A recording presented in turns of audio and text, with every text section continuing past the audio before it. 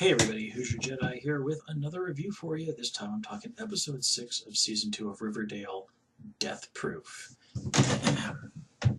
And I gotta say, I thought this was a really solid episode. There's a lot of stuff going on with everybody, interesting things happen, and it's really, really fun. So let's just kind of get right into some things. The way they follow up the whole situation with Nick and Cheryl is very nicely done. Uh, you can really tell that Cheryl is seriously hurting from the whole situation and is intensely betrayed that her mother is basically trying to, take the rich people's option and just sort of cover all of this up because, money and reputation. I mean, it does take a special kind of person to basically agree to take hush money to not talk about somebody trying to rape your daughter. I mean, that's pretty effed up. And the scene where Cheryl really really gets on her mother's case and explains really just lays out her feelings. It's like, for once, can't you just honestly care about me? I mean, that was really, really nicely acted and felt very genuine. Just, uh, you have to. I just was a little bit distracted because I think they put little too much foundation on Cheryl in makeup for that scene, which I just found kind of distracting. I mean, I'm not going to sit here and pretend I know a huge amount about makeup, but like when you can look at somebody's face clearly and really tell that they've got quite a bit of foundation, I guess it is, on, that doesn't look good.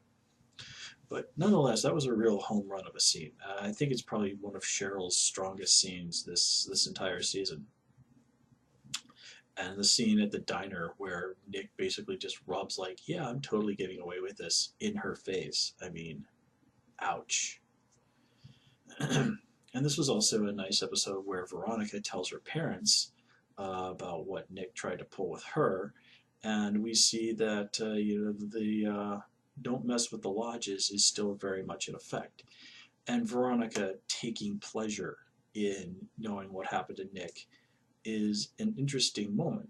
I mean, yeah, Nick deserved a serious ass kicking for what he's pulled, but let's not forget that, arranging for people to be run off the road is not really a cool thing to do. And, being fine with that, I mean, that doesn't really speak well of Veronica's character. And of course, it's also like, well, if Hiram has arranged for things like this, what other unsavory things has Hiram arranged to happen to people who've gotten on his bad side? I mean, Betty was none too subtle last episode where she says, like, oh, well, if I piss you off, what's going to happen? Is your daddy going to arrange to have me murdered? Well,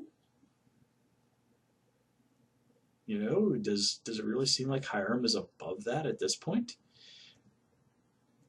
And I do really like that they do show him playing chess with his wife, which I think is in more ways than one a little bit of a metaphor for their relationship. Although, perhaps, employee and employer, with Hiram being the employer, of course, that also seems like it might be a rather nice way of looking at their relationship. One way or another, that's doesn't seem to be a very equal partnership between Hiram and Hermione. Let's see. Although this episode is also nice that we do kind of have Betty starting to kind of come clean about the whole situation and why she had to sort of push Jughead and Veronica out of her life. Jughead is not quite ready to hear the whole situation. He is seriously still hurting. I do like that whole bit with him and Tony where they basically do make it clear, like, yeah, some PG-13 stuff happened, but it never really went anywhere. And then they have Tony quite explicitly say that she prefers girls. Now, again, in the comics, it's canon that Tony Topaz is bisexual, so, points there. I don't know if there's anything about her preferring girls. I don't know, beyond what I read on TV tropes, I really honestly know nothing about the character, but still, nice nonetheless. Let's see. So the whole situation with Jughead and the Serpents. It is interesting to see that Jughead is now that he's kind of done all this, he is taking the whole, like, I have joined this gang seriously. He seems to believe in the Serpents as having some sort of genuine ideals. You know, him not being a fan of the whole jingle jangle dealing thing, for example.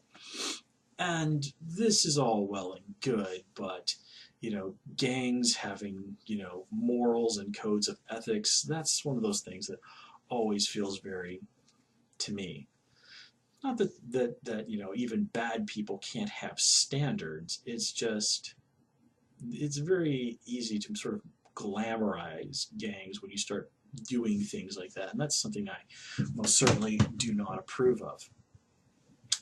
But I think it's just more that Jughead does see that, you know, there are some people who are serpents who are not necessarily bad people. Tony, for example, seems to be genuinely a pretty good person. His dad, for example, well, his dad's a flawed man, but he's a loving father and not a bad person at the end of the day. And you have to figure, well, if there's those two people in the Serpents, then there are probably other people in the Serpents who aren't necessarily bad people. They're just people who've probably found themselves in difficult situations and have found something to cling on to that, you know, if you're living in an area where you got to risk getting your butt kicked by the ghoulies, well, having some people to watch your back is pretty much a necessity. And then you have other people who have very much embraced the fully negative side of this sort of life. Tall Boy, for example, seems quite interested in, you know, just good old-fashioned power. And he makes it none too clear to Jughead, it's like, well, yeah, I was your dad's right-hand man, but your dad's going to be locked up in the pen for a very long time. So, you know, I'm pretty much running the show now. You know, and FP's ability to influence things from prison is extraordinarily limited. Although he does give Jughead a good idea. I mean, a very classic sort of thing, but, you know, the old street race for turf, I mean, it's a classic, right? Um, I do like how Archie goes behind Jughead's back and rats the ghoulies out to the Serpents. And Jughead is just basically like, okay, well, this is going to cause, you know, get them out of our hair for a couple of months, but then what? Well, I'd be very surprised if there wasn't some sort of contraband in that car. And if that happens, then I'm pretty sure that police can use that as evidence to investigate those two guys fully.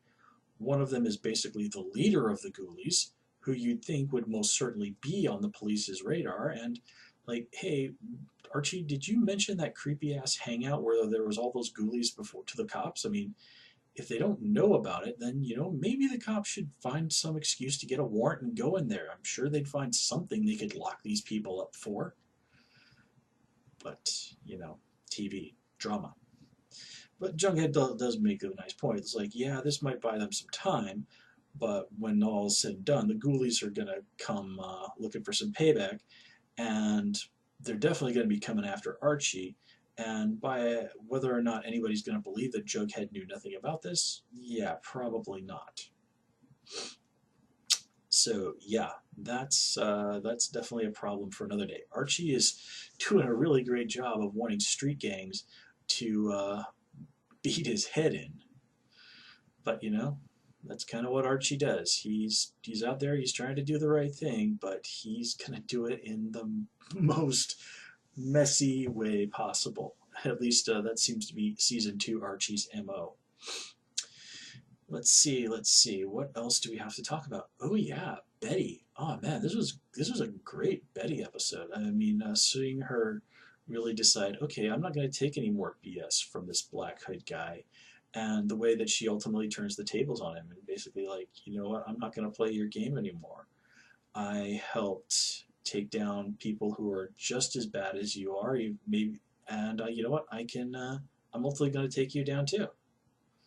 And she succeeds. I mean, she genuinely rattles this guy's cage and gets him to back off. So yeah, points to Betty there. That's going to be nicely done. Oh, and I did love the scene with the parents. That was so nicely done. Um, Especially like Mayor McCoy just absolutely flipping the hell out on Josie. Then again, it's hard to blame her. I mean, if you're a parent and you find out your kid's been doing drugs, you're going to be pissed. And adding to the whole situation of apparently Josie's father was a former addict and has spent a lot of time struggling with addiction. Well, yeah, of course her mom's going to be even more pissed. So yeah, that was nicely done, and it was also interesting to meet Reggie's mom. Be interesting to meet his father as well at some point down the road, hopefully.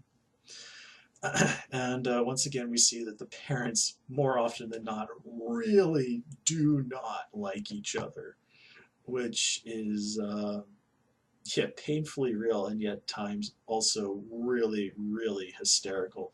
Just seeing the adults tear into each other, and it's just like, man, you are no better than your kids. But that's kind of one of the reasons why high school is such a great metaphor for life. You've got all these people that you're forced to spend time with that you don't really want to be around, all of them. There's all this constant backbiting and gossip and backstabbing and, the people who are just trying to get through another day, and then you've got the obnoxious jerks making life difficult for everyone. You've got the lazy people, you've got the go-getters, you've got the constant things about fashion and who's sleeping with who. I mean, jeez. I'm so glad high school's over, man. I mean, my high school, looking back on it, yeah, there were some things about it that were good and that I did like, but man, for the most part, what an annoying and stupid time of life. College was much better. Anyway, guys, I'm going to call it here. As always, please comment, rate, subscribe, and of course, you can follow me on Twitter at Who's Your Jedi, and please also join me on Tumblr at Jedi Reviewer. Till next time, take care and have a good one.